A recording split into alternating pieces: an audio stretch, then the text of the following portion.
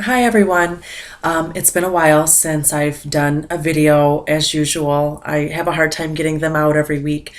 Um, I was actually having problems with my computer, so this is my husband's computer I've been using, so it looks a little bit different.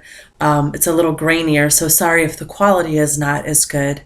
Um, One of the questions that I had over the last few weeks, I've been taking suggestions for videos, which I take on my Facebook page, Conjured Cardia, um, is how to put together a mojo.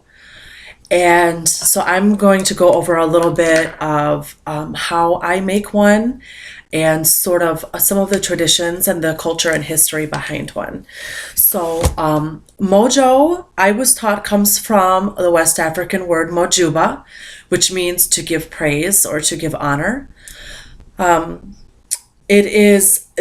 are many cultures in West Africa that use small bundles of herbs or shells or bones or other natural materials that they use as objects which are sacred, and they're used to give praise and to give thanks to spirits or deities.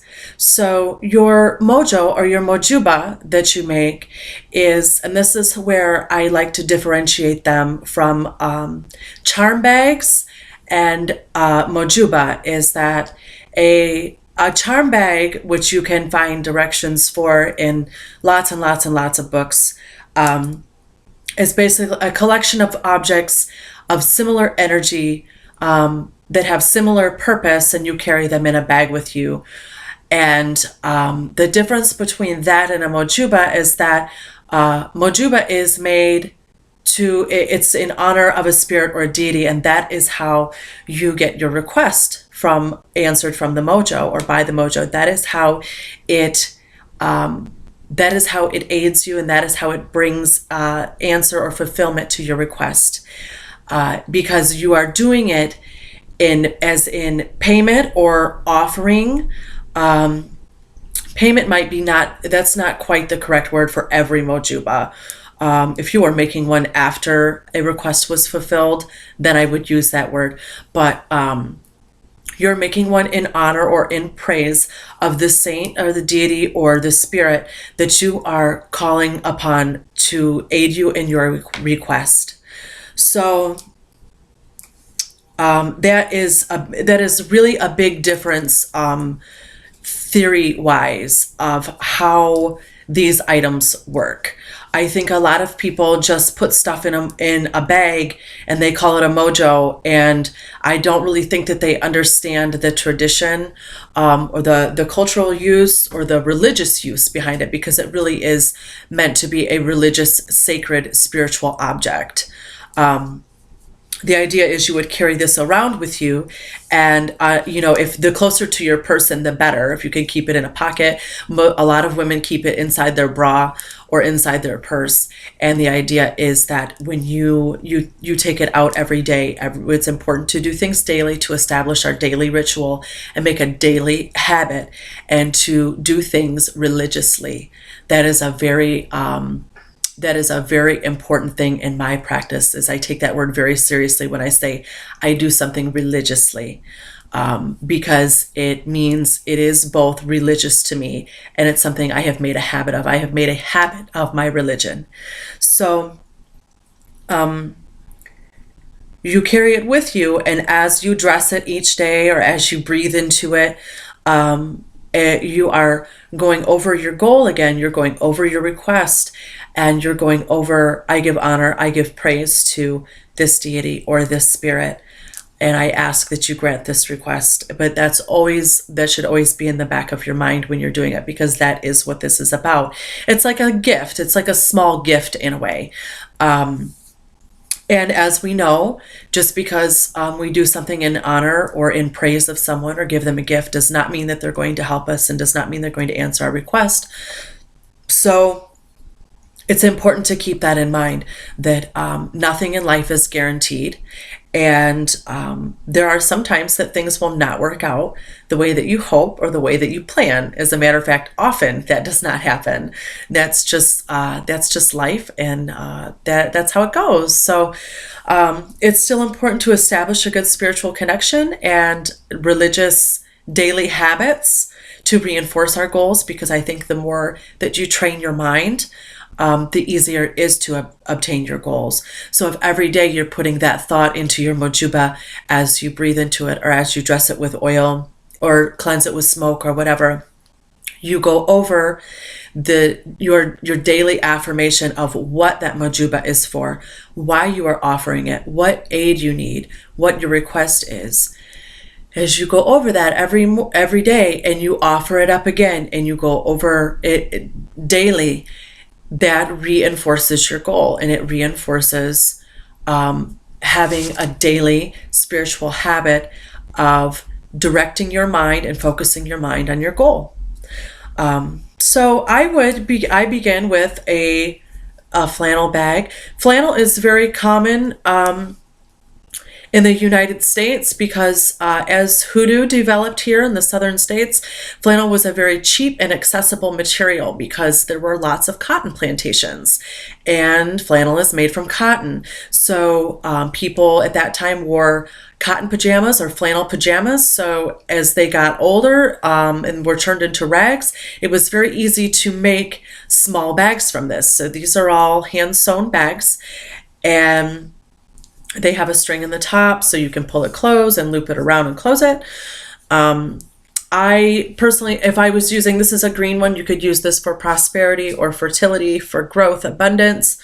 I have a video that's about layering your ashe, building a pyramid of ashe, and that's about dressing a candle in a specific way.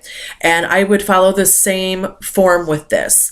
I would begin with a root that was geared towards prosperity. So it's important to look up, if you're working with a specific deity or saint, that you can research what is sacred to them herb-wise.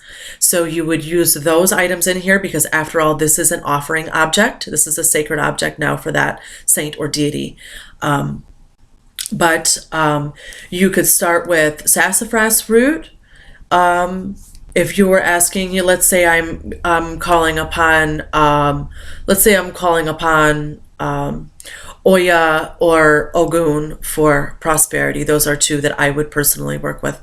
I would start with my sassafras root. I would probably move up to a stem or a leaf piece, maybe like spearmint, something like that. I would then add a flower of some sort. I really like using rose in prosperity items. That seems kind of odd to people, but rose has a lot of power behind it. And it also contains thorns, which are really good for like nailing down your goal. So I would use that entire part of that plant for prosperity.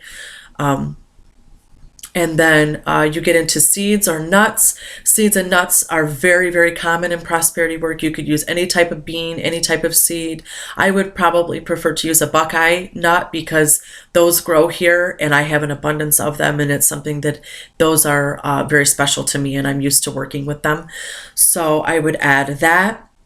And then you would also, most people would add some type of stone. I would add probably 2 lodestones, one to repel negativity and one to attract positivity. And some people might add pyrite in there. Tiger eye would be another good one that's very common with people. I would add 2 cowrie shells. I try to do something sort of from every element. So like if you did your pyrite, that would be fire because it contains sulfur.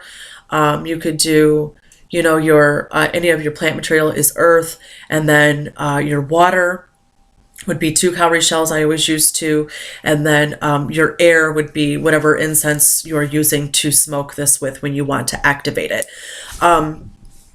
So typically people use an odd number of ingredients. I like to use 13. That's just my personal thing. I'll give or take some depending what I'm called to do at the time and depending what I'm doing.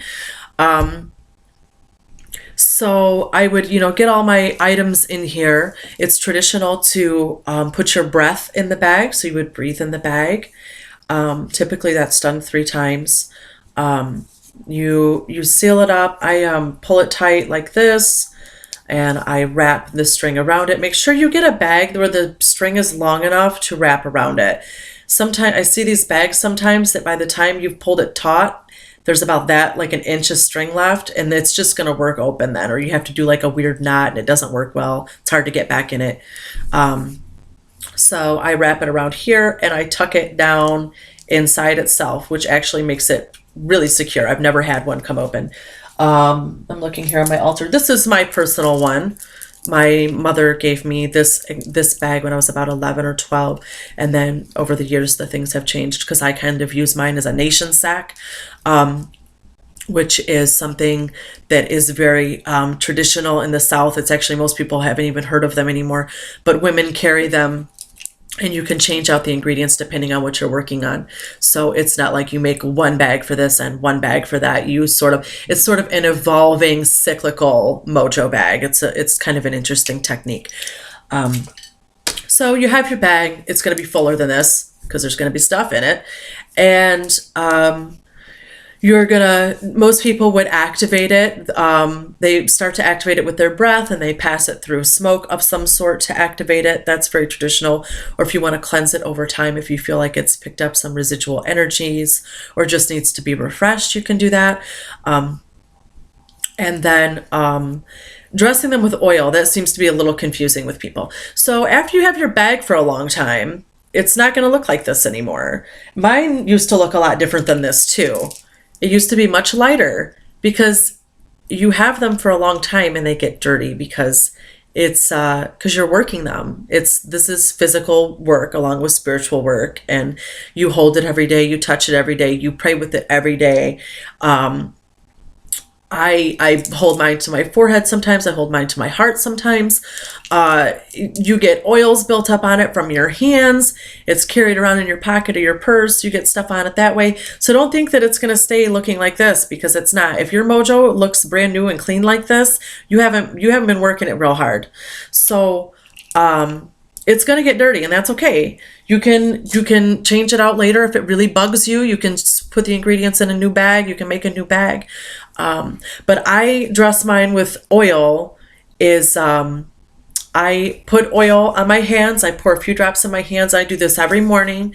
I use my own oils that I make. I use my Arabika Sudagere oil every day, my Attraction oil every day. Both of those can be found in my shop, by the way. And I pour some in my hands, and I do a ritual through the hair, on the forehead, behind the ears, up and down my arms. So this is, every day I'm creating this spiritual barrier and also welcoming at the same time. So I get a couple more drops. I rub my hands together. I hold my bag and I charge it. You can breathe on it as you're doing that. You do your prayers, of course. You say your thanks for everything that has been bestowed upon you so far. And once again, you go over your request. So it's a little bit of daily work. You add it, prayers are important because that's how we manifest things, is by controlling and directing our thoughts very specifically and training our mind to, be grateful, which is one thing that Mojuba teaches you that a charm bag does not, because this is an offering bag. This is a spiritual symbol of gratitude. You are making this out of the gratitude you have for the spirits and deities who help to protect you, watch over you, and grant your requests and provide you with the necessities that you need in life. So Mojuba it's really an art of creating a mojo bag and learning to pray with it daily and make it part of your daily practice, to make it for it to become something that you do religiously every day and work with every day. And I hope that you guys will try to put one together. I have lots of supplies available in my shop. There'll be a link on this video to my shop that you can make your own. I also have these exact bags available in lots of different colors. And I hope that it becomes a meaningful part of your daily practice and your spirituality. And I hope that it adds another facet to it, and that it deepens your connection with your saints and your spirits and your deities that are in your lives. I appreciate you watching, and thank you for all the comments. Share the video, so you never know who might want to hear about it, or who you could touch, or who you could reach, or who might learn something brand new, and it might just open a whole other part of their spiritual life. And yeah, so thanks for watching, and hopefully I'll talk to you sooner than I did before this one. Hopefully there won't be such a long break. Have a blessed day.